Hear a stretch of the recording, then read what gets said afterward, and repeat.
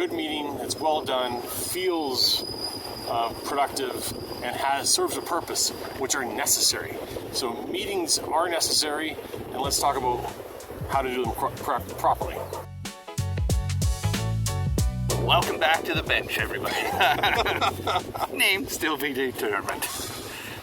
Oh my god, I just feel so goofy saying, oh, today we're going to talk about yada yada. I guess this is all part of like making a business is being a little bit goofy. And let's just start with it today. Let's just say let's talk about meetings. All right, we'll talk to the camera. I was talking to you because you're here. I hate's maybe a strong word. I really dislike it when people say they hate meetings. Really, it means that they have a lack of awareness for working with other people, and they've probably been subject to nothing but bad meetings their entire career. A good meeting that's well done, feels productive, and serves a purpose, which are necessary. So meetings are necessary, and let's talk about how to do them properly. All right, I love it. I want to debate you almost out of the top here about the hate for a meeting.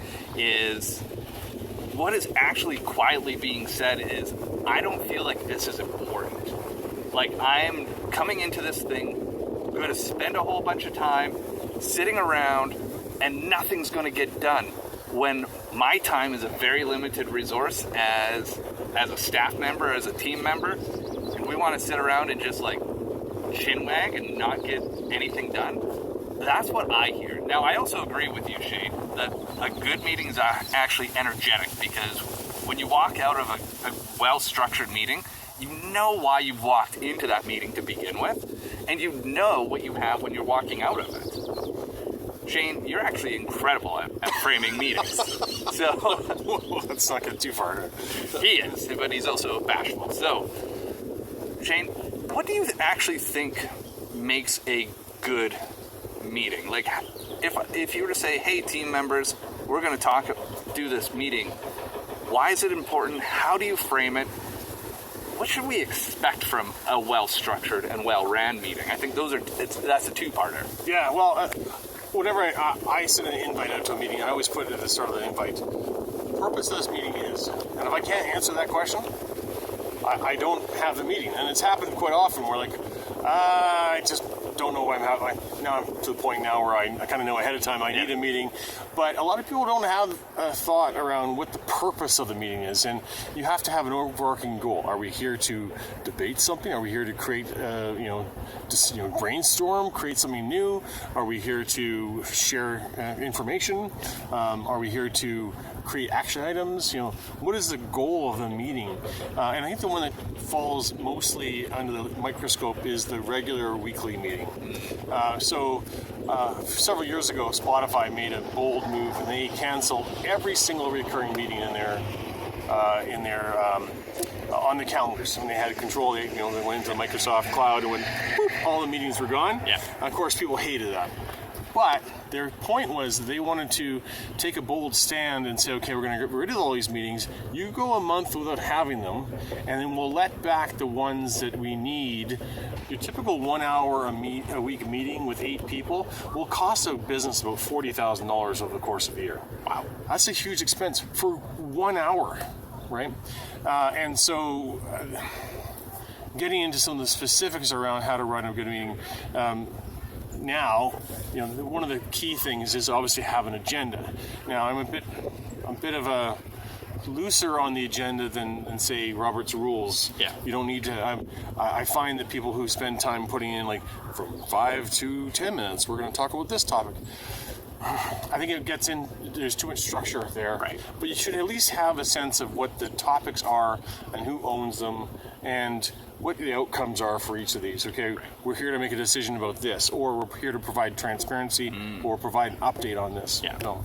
Well, yeah, so a couple things that really sparked me listening to what you just said is, one, each of these meetings is an investment in your business. Yes. And are you then making the right investment in your business by bringing everybody together? How is this going to move you forward? One of my clients back in the day, he started putting a dollar sign to the meetings that they were having because he noticed the team was just like meeting and kind of like hoping for something cool to come out of it. they all had great intentions, but again, he found that they were costing themselves like $40,000 to $100,000 in a quarter over meetings because his team was so big. And well, I know there's a website you can use to calculate that. Yeah. We'll find it for you and put it in our. We'll drop it down here somewhere, right here. Website, meeting investment calculation. Yeah. So I think that's the first real strong one. But the other piece that kind of like made me have a moment was talking about how many things you're going to talk about in that meeting. And I've been in a number of situations where we walk into a meeting space, either virtual or in person, with the best intentions, and then all of a sudden it just goes wildly out of control because we're no longer just talking about one thing. It's now squirreled off to 3 other things, and we're sitting there going, did we just lose the plot? Its purpose should be really clear. It's moving you and your company and your team forward in some shape or form, or else why are you getting together? Yeah. Right? Is there some clarity that needs to be understood? Is there a decision that needs to be made? Is there some brainstorming that has to happen? All these things I think are acceptable reasons to gather, but are you going to be clear about that up front? And most importantly, what Shane, you said as well, is like, who owns the outcomes of each of these things? And when do we hit the brake and saying, hey, time is still money, as we talked about, so how do we know we're going to use up the best amount of this time to move something forward? Yeah. And let's go back to, again, we'll talk about that weekly. There's lots of different kinds of meetings, but let's talk about that weekly one. The classic is that, let's get it together as a department and we'll go around in a circle and everyone gives their update. If you can just change that to take a moment, create the top 5 things your team is working on right now, right? Or maybe there's 6 of them. Yeah. Create a prioritized list. And this should be, if done well, it's the projects you have going on, it's the initiatives you're working on right now, but even better, it might be the goals you're tracking for the quarter or for the year. So then those become the topic. And so each of those should be owned by one person. And you say, okay, hey, Karen, tell us about this. Where is that with it? Do you need any help with? Are you blocked? Are you, what's next? Are you hitting your deadlines? And if and what people get wrong is they often drill into something and try to solve it in that conversation.